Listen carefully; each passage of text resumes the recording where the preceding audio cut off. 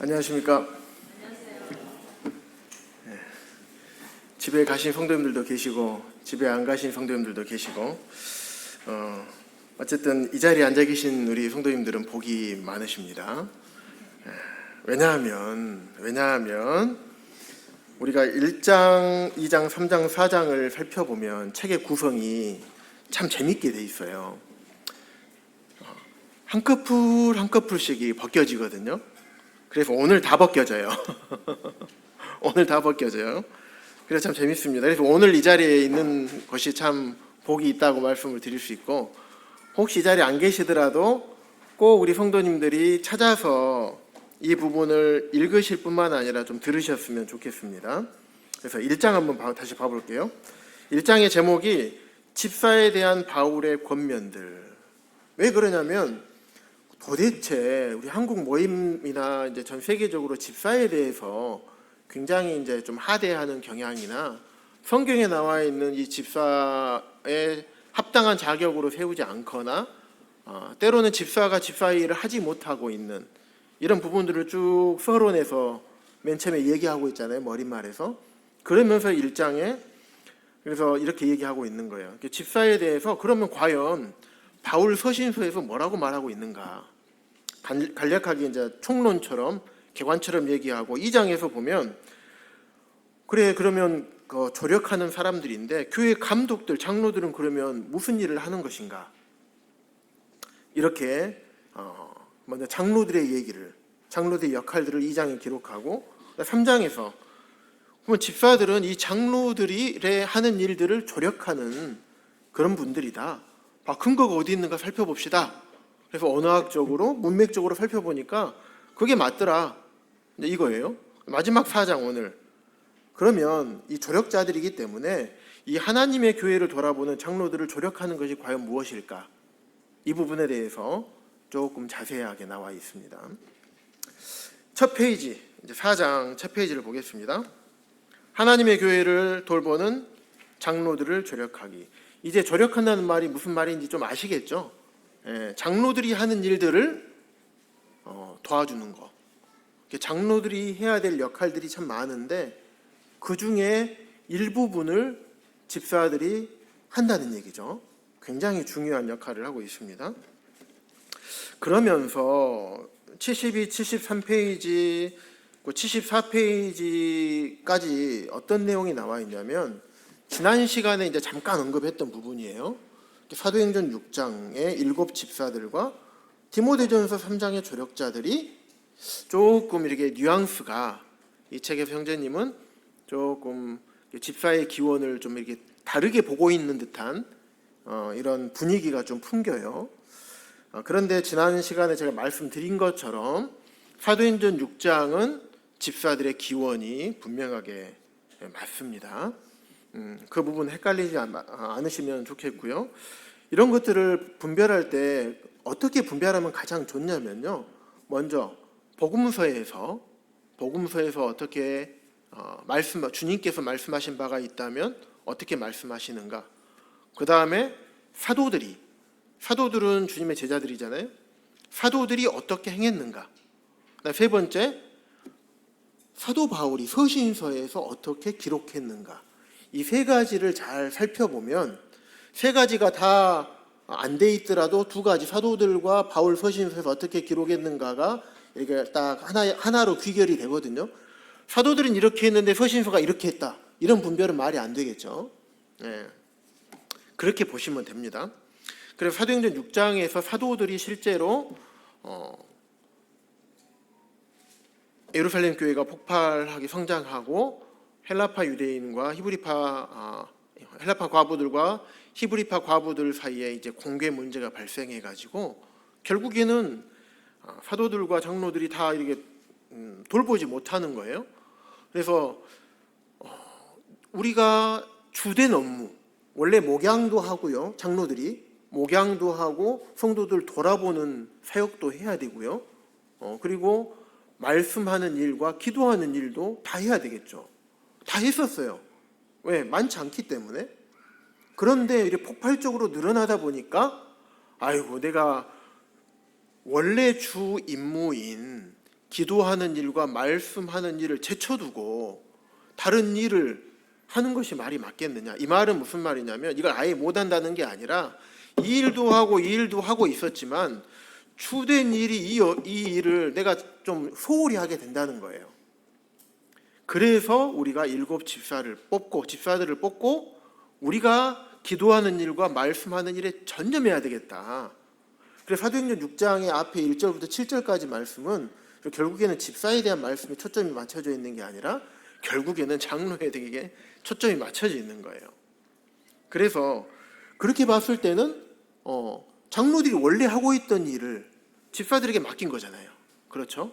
그렇게 봤을 때는 집사의 기원이 맞습니다.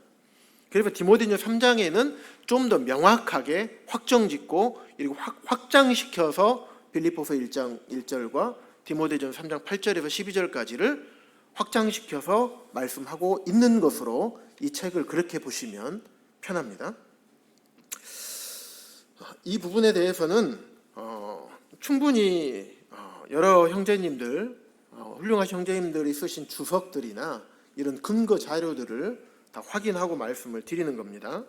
그래서 그렇게 장로들이 확인을 하고 말씀을 드리는 거니까 믿고 저희들의 말을 들어주시면 됩니다. 그래서 이번 과 논리 전개 방식이 참 재밌어요. 74쪽에 보면 사도들의 선례 가지고 나오거든요. 사도들이 어떻게 했을까? 그래서 장로에 대해서 먼저 장로들이 어떤 역할을 해야 되는지, 다시 말하면 그 시대에는 사도들이 어떤 역할을 해야 되는지, 그래서 장로들에 대해서 먼저 이야기를 합니다. 쭉 이야기합니다.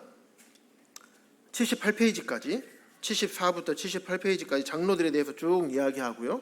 그 다음 79페이지부터 83페이지까지는 83페이지까지는 뭐냐면 집사들의 일을 다시 설명을 합니다. 그 다음에 84페이지부터 85페이지 한 중간까지는 장로들의 태도에 대해서 이야기하고 있고요. 86페이지부터는 집사들의 태도에 대해서 크게 이렇게 이야기를 전개해 나가고 있습니다. 그러면 74페이지 사도들의 선례,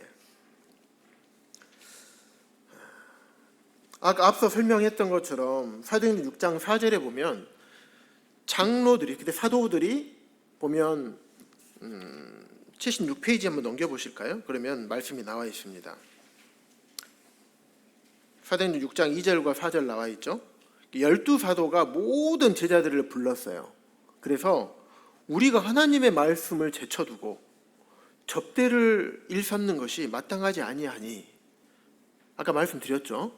그러면서 4절에 우리는 오로지 순서가 어떻게 된다고요? 기도하는 일이 먼저인가요? 장로들의 일이, 사도들의 일이 기도하는 일과 말씀 사역에 힘쓰리라. 이게 사도들의 주된 역할인데 다른 접대 사역들이 너무 많다 보니까 이것을 하지 못했던 겁니다. 그래서 이런 자비 사역들, 말씀하는 것, 접대 사역을 병행하는 것이 너무 짐스럽고 두 사역 다 집중하지 못하는 거예요. 그렇기 때문에 공적으로 집사를 세우도록 한 겁니다. 그러면 장로들이 어떤 일을 할까? 우리 성도님들 혹시 생각해 보신 적 있습니까? 동북교회 장로 이제 세 분 있는데 이 장로들이 어떤 일을 할까? 여기 있는 대로 기도하는 일입니다. 기도를 일로 생각합니다. 열심히 기도합니다.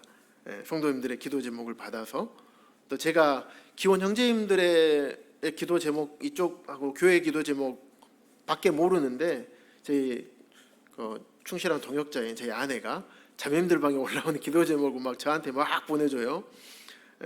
그래서 그런 기도 제목들을 함께 이제 기도합니다. 그래서 기도하는 일과 또 말씀 사역 감당하고 있습니다. 말씀 사역이라는 것은 말씀을 이제 전하는 거죠. 말씀 전하는 일인데 이것을 꼭 강단에서뿐만 아니라 강단이나 아니면 소그룹 성경 공부, 여기에서 말씀 사역을 감당을 하는 거죠. 이 두 가지를 전념하기 위해서 집사를 세웠다고 말씀드렸습니다. 그럼 말씀 사역이라고 하는 것이 그것뿐만이냐, 말씀을 전하려면 무엇을 해야 됩니까? 연구해야 되죠. 공부해야 돼요. 그리고 말씀 사역 안에는 복음 상담하는 것도 들어가겠죠.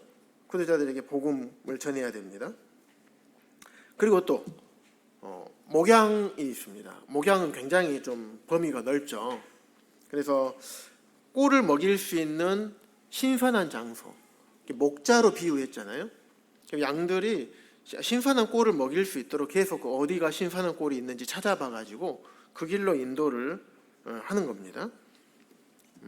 그리고 그 안에는 이제 가난한 성도가 있는지, 그 당시처럼 초대교회처럼 물질적으로 굉장히 어려운 일을 당하는 분이 있는가. 그래서 있다면 교회적으로 주님께서 성도님들이 주님 앞에 드린 이 연보를 가지고 어떻게 하면 그분들을 도울 수 있을지를 함께 논의하고 그런 일들을 합니다. 그리고 보호하는 역할도 합니다. 양들을 잘 보호해야 되겠죠. 늑대나 이리와 같은 야생동물로부터. 그럼 지금은요, 이단 사상, 거짓 교사들, 거짓 가르침, 다른 복음, 비슷하지만 끝에 가면 딱 이단인 다른 복음, 이런 것으로부터 교회를 보호하는 역할을 합니다. 그리고 성도들의 재정적 상황이나 가정의 이 상황들을 파악하려면 어떻게 하면 파악할 수 있을까요? 부지런히 신방해야 되겠죠. 그래서 양들과 친밀한 관계를 가져야 되겠습니다. 목자들이 양이 어디가 아픈지 딱 살펴보잖아요. 그런 것처럼 양들을, 내가 요한복음 10장에 보면 내가 양들하고 양들이 또 나를 아는 것처럼 그렇게 친밀해야 되겠죠. 우리 성도님들, 맞아, 저 성도님 지금 맞아, 집안에 어떤 일이 있을 텐데 참 기도해야 되겠다. 형님 좀 어떠세요? 형제님 좀 무슨 일 없으세요? 이게 되려면 친밀해야 되죠. 대화도 많이 하고 자주 만나야 되겠죠. 그래서 세상에서는 목사를 먹사라고 합니다. 부지런히 밥 먹고 만나고 그 일을 해야 됩니다. 그래서 많은 시간과 많은 노력과 또 많은 물질이 투자가 될 겁니다. 그리고 또 장로들이 재정 관리 합니까, 안 합니까? 합니다.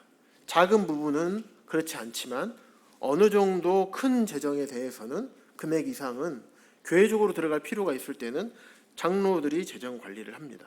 집사들과 장로들이 함께 논의를 합니다. 교회 재정적인 운영, 그리고 정기적으로 물질이 이제 헌신이 되거나 어디 도와야 될 일이 있을 때 이런 부분들에 대해서 함께 회의하고 논의하고 기도하는 마음으로 이것을 결정을 합니다.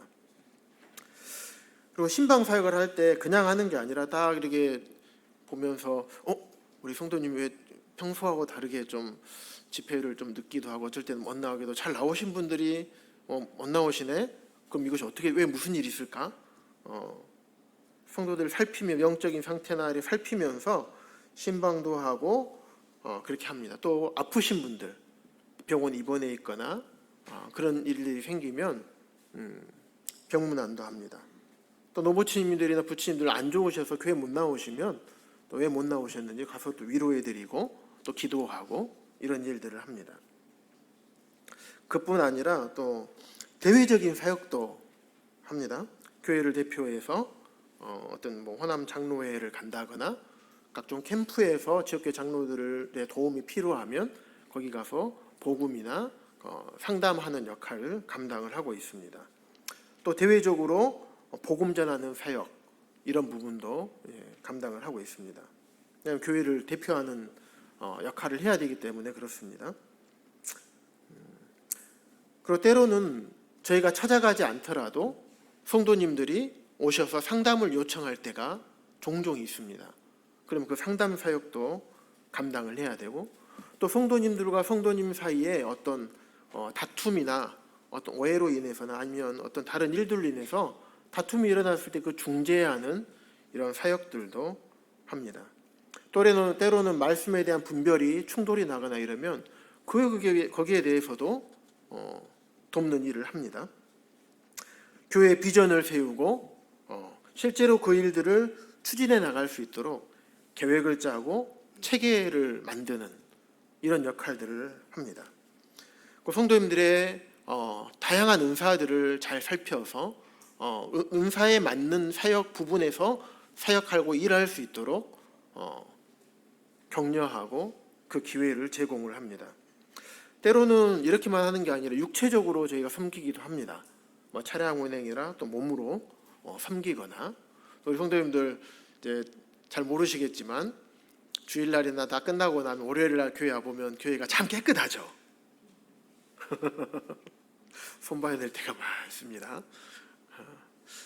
그래서 거기에 수고하시는 또 형제님들이 또 계십니다. 오셔서 깔끔하게 정리하고 청소하고 이런 일들도 합니다.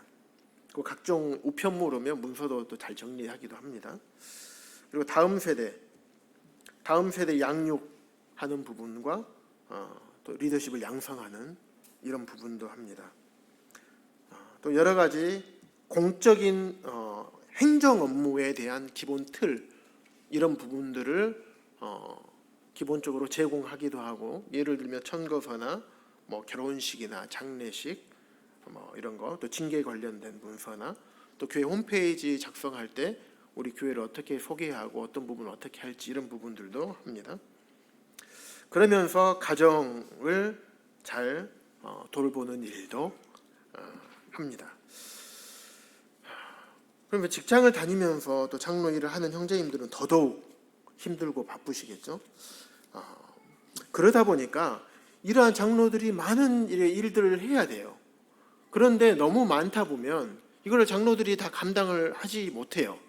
장로들이 해야 되는 일임에도 불구하고, 그래서 집사들을 세워서 집사들을 통해서 이 장로들이 해야 될 일을 위임해야 되기 때문에, 그래서 집사들이 그런 자격이 필요한 것이고, 그래서 집사들이 장로들과 거의 버금가는 자격 조건이 필요한 이유입니다.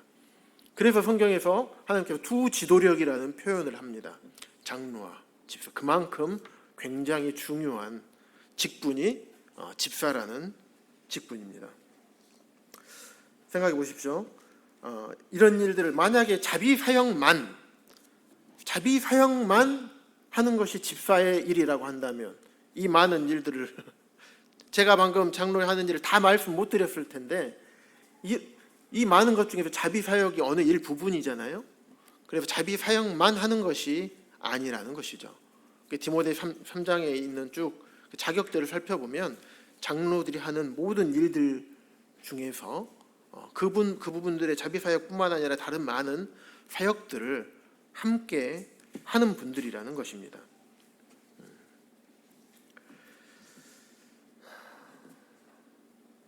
그래서 79쪽에 쭉 보시면 접대 사역을 그래서 넘어서 단순 접대하는 사역뿐만 아니라 그 이상의 사역들을 집사들이 담당을 한다고 말합니다. 그래서 재정 관리도 하고요, 장로들이 해야 되는 병문안 신방, 또 때로는 누가 안 나오셨는지 이런 부분들도 잘 살필 수 있고요, 또 자비 사역도 하고요, 또 궁핍환자들의 필요를 공급하고 또 상담하기도 하죠. 그 노성도님들 방문하고 아프신 분들을 가가호 방문하기도 해야 될 것입니다. 재정적인 부분도 관리를 해야 될 것이고, 또 예배당 시설 관리도 집사들이 해야 되겠죠. 또 필요한 행정 업무들에서 굉장히 지속적인 도움이 필요합니다. 그래서 이런 일들을 집사분 형제님들께서 잘 감당을 해주셔야지, 그래야지 장로들이 기도하는 일과 말씀 사역에 더 힘쓸 수가 있게 됩니다. 그래서 81쪽에 쭉 보시면요, 성공적인 집사들의 사역 하면서 좋은 목자들은 양떼들을 효과적으로 관리하고 항상 그들의 건강과 성장을 촉진할 수 있는 새 방법들을 찾는다. 마찬가지로 성실하게 목양하는 장로들은 주님을 위한 목양 사역을 증진하려고 지속적으로 새롭고 창조적인 수단을 찾고 주님을 위해서 사역하도록 다른 성도들을 지혜롭게 조직해주고 잘 실행하도록 격려해준다. 그래서 목자들이 잘 되기 위해서 일하는 사람들이 아니겠죠. 목자들이 드러나는 것이 아니라 교회의 성도들이, 양들이 어떻게 하면 주님 안에서 잘 살찌우고 잘 자라서 잘 성장하고 교회 안에서 하나님의 일꾼으로서 잘 쓰임받을 수 있을까? 그 일을 하기 위해서 장로들이 있는 거죠. 이렇듯 성공적인 집사들의 자격은 장로들의 효과적인 지도력에 크게 의존한다. 밑으로 한 세 번째 줄 더 내려오면 장로들은 하나님이 주신 창조적인 사고력과 조직력을 사용해서 집사들의 사역을 효과적으로 활용해야 된다. 만약 그렇지 못하면 집사들은 장로들 앞에서 허둥대고 좌절하게 될 것이다. 왜 집사들이 허둥대고 좌절하게 될까요? 장로들이 하는 일들을 집사들에게 위임을 해야 되는데 어떤 사역들을 해야 되는지 장로들이 가르쳐주지 않다 보니까 집사들 무슨 일을 해야 되지? 이렇게 방향을 잃어버리는 거죠. 그래서 성공적인 집사들의 사역은 장로들의 효과적인 지도력에 크게 의존이 되는 거예요. 장로들이 지도력을 얼만큼 발휘하느냐에 따라서 집사들의 성공적인 사역이 되는가 되지 않는가, 거기에 결정이 된다는 얘기입니다. 한 장 넘기셔서 그래서 그래서 집사들은 장로들과 동역 관계이자 죄력자들입니다. 얘기를 그래서 책에서 지속적으로 얘기를 하고 있는 겁니다. 그래서 81쪽 그 뒤쪽에 쭉 보시면 81, 82, 83쪽까지 쭉 보시면 장로와 집사들, 물론 이분들이 해야 되지만 모든 교회에서 성도님들은 전부 다 섬기는 일에 동참을 해야 된다. 모든 성도들이 교회에서 종이다. 하지만 몇몇 집사들은 장로의 조력자이다 라는 것을 얘기하는 겁니다. 무슨 말씀이냐면 모든 장로들과 집사들만 이 일을 한다는 게 아닙니다. 성도님들도 복음도 전해야 될 것이고 교회 안에 여러 섬김의 영역에서 헌신해야 될 것이고 또 때로는 아무 직분이 없지만 은사에 따라서 강단 말씀도 전하기도 하고 강단에서 복음도 전하는 사역을 할 수도 있겠죠. 여기까지가 이제 장로와 집사들의 이제 사역을 얘기를 하고 있습니다. 84쪽 한번 보실까요? 84쪽 이렇게 따옴표 돼 있는데 보이시죠? 앤드류 클라크라고 해서 그분이 쓴 글씨 바로 위에 재차 강조하건대 집사들이 장로들을 돕는 방법에는 많은 융통성이 있다. 그래서 장로들이 위임한 이런 부분뿐만 아니라 집사들로서 해야 되는 역할들도 스스로 알아서 할 수 있는 이런 융통성이 있다는 말을 하고 있습니다. 그러면서 앤드류 클라크가 그리스도의 몸의 기능은 인도자들이 아닌 사람들을 필요로 하고 그들을 동일하게 의존한다. 이게 무슨 말이냐면 그리스도의 몸, 이 교회의 기능은 인도자들이 아닌 사람들, 집사들이죠. 인도자들은 장로들이고 그래서 집사들을 필요로 하고 장로들과 집사들을 서로 동일하게 의존을 한다. 그래서 집사들은 그냥 단순히 지난 시간에도 말씀드렸지만 장로 밑에 있는 이런 하위 계급의 어떤 이런 부분들이 아니라는 겁니다. 중요한 동역자이고 장로들의 일을 대신해 줄 수 있는 원래의 하나님께서 장로들에게 요구하시는 기도하는 일과 말씀 사역에 더 집중할 수 있도록 장로들이 해야 되는 일들을 다른 사역들을 함께 감당하는 그런 조력자인 거죠.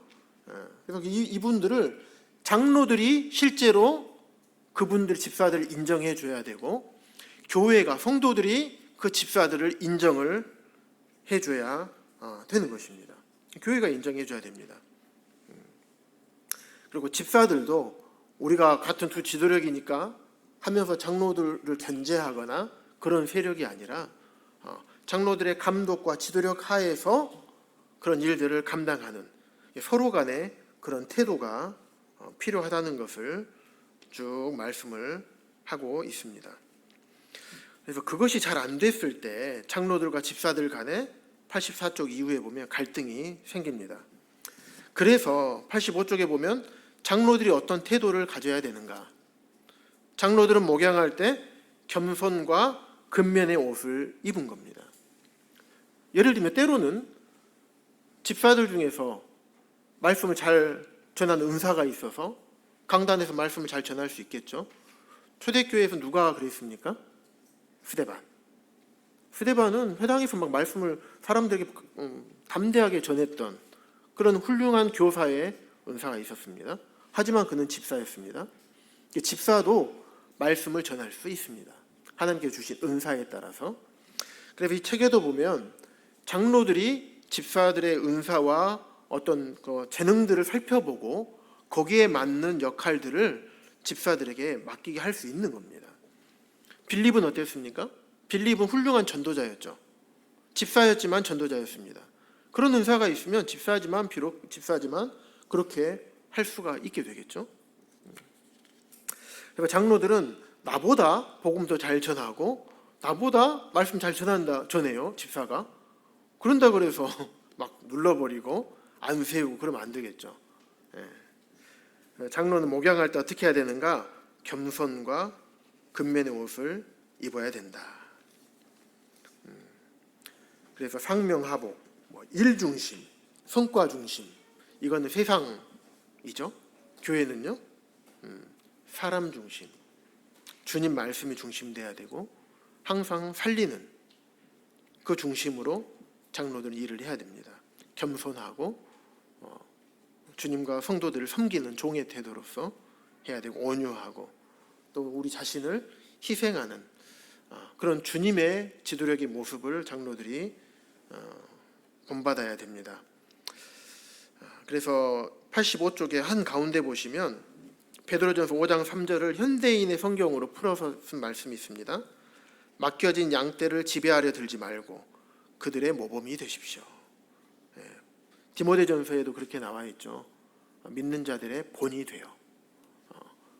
장로들은 본이 되는 삶을 살아야 됩니다. 참 이 말씀 앞에서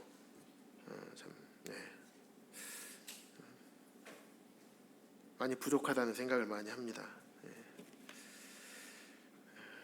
그 밑에 요한 3서 보면 장로들은 독재적인 사람 혹은 으뜸되기를 좋아하는 디오드레베 같은 인도자들이 돼서는 안 된다. 더 나아가 장로의 자격은 그들이 관용하고 난폭하지 않고 다투지 않으며 쉽게 성내지 않는 사람을 요구하고 있다. 장로들의 태도가 이렇게 돼야 된다는 것이죠. 86쪽에 보시면 이렇게 스스로 겸손으로 옷 입은 성경적으로 자격을 갖춘 장로들이 교회에 있다면 그 교회 안에는 별로 갈등이 없을 것이다. 이렇게 말씀하고 있습니다. 명심하겠습니다. 장로들을 위해서 기도해 주시기 바랍니다. 그 다음에 집사들의 태도는 어때야 되는가? 집사들은 조력할 때 겸손과 근면의 옷을 입었다. 장로들의 조력자들로서 집사들의 지위는 다른 사람들에게 겸손과 사랑의 섬김을 나타내는 것이 필요하다.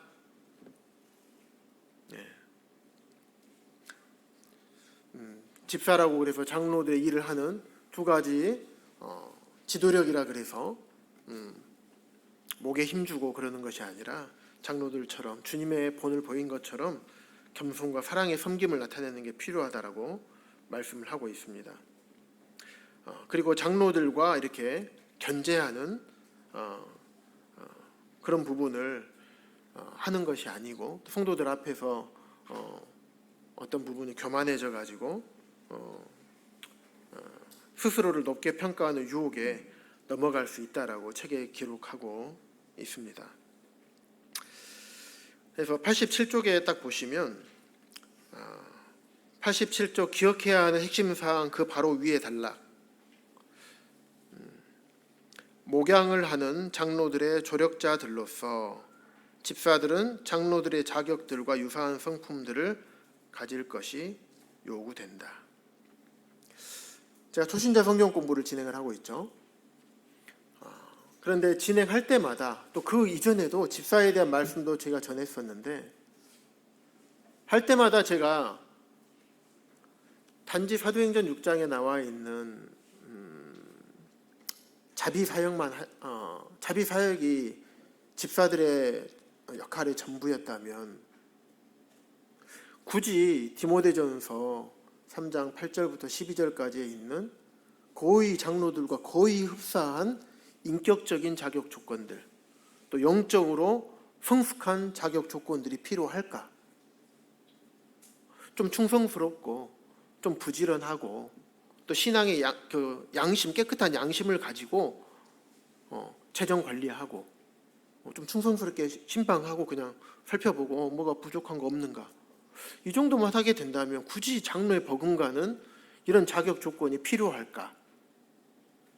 이게 저한테 항상 물음표였어요. 그래서 항상 좀 깔끔하지 않고 좀 왜 이런 자격 조건이 굳이 집사들에게 필요할까? 라는 물음표가 항상 저한테 있었습니다. 하지만 이 책에서 1장부터 4장까지 쭉 내용을 면밀히 이제 살펴보면서 집사들이 장로들의 조력자라면 그런 자격 조건이 필요하겠구나. 그 부분을 이번에 분명하게 좀 이해하게 됐고, 그래서 이 책을 선택한 이유입니다. 그래서 집사들은 그냥 뭐 장로 아래에 있는 이런 직분이 아닌 거예요. 하나님께서 두 직분만 주셨어요. 교회를 돌보도록. 장로와 집사. 굉장히 훌륭한 지도력이 필요하고 또 훌륭한 조건들을 만족해야 됩니다. 그만큼 영적인 사역들을 담당하기 때문에 그렇습니다. 영적인 사역까지도. 그래서 집사분들이 신방을 하죠. 자비 사역만 하는 게 아니죠. 때로는 가서 성도들의 고민도 듣고 힘들고 어려운 부분이 있으면 위로도 하고, 성도들 간에 어떤 영적으로 충돌이 있으면 그 부분을 잘 분별해서 그 부분을 잘 완화시키고, 때로 다툼이 있으면 그 부분을 말씀으로 잘 교제하고 다툼을 완화시키는 일까지도 또 여러 가지 많은 일들을 해야 되죠. 그럼 영적인 사역도 감당을 해야 됩니다. 그렇기 때문에 자격 조건이 필요했던 것이죠.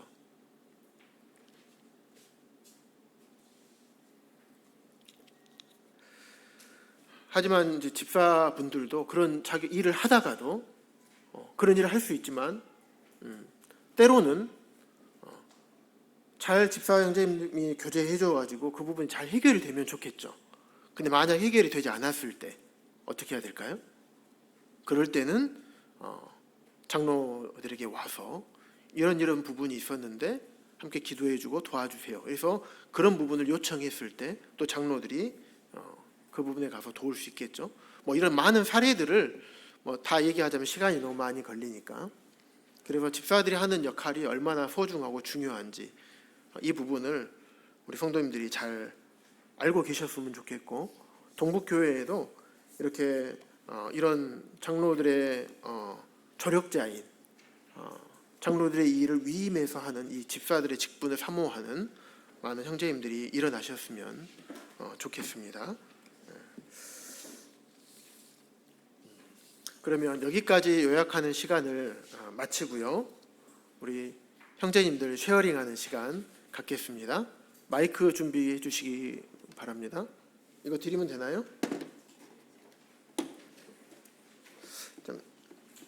쉐어링 하실 때 우리가 아직 익숙하지 않아서 그러는데 어떤 부분을 막 요약하거나 아니면 어떤 막 다른 이야기 하기보다도 내가 이 챕터에서 책을 읽거나 요약해 드린 부분을 통해서 내가 어떤 부분을 알게 되었고 그리고 깨닫게 된 부분이나 아니면 내가 이제 어떻게 이 부분을 해야 되겠다라는 나의 다짐이나 이런 부분들을 자유스럽게 좀 나누시는 이런 쉐어링이 되면 좋겠습니다.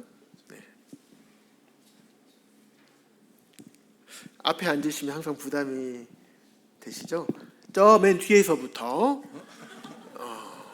맨 뒤에 계시는 우리 충범 형제님부터 쉐어링을 하도록 하겠습니다.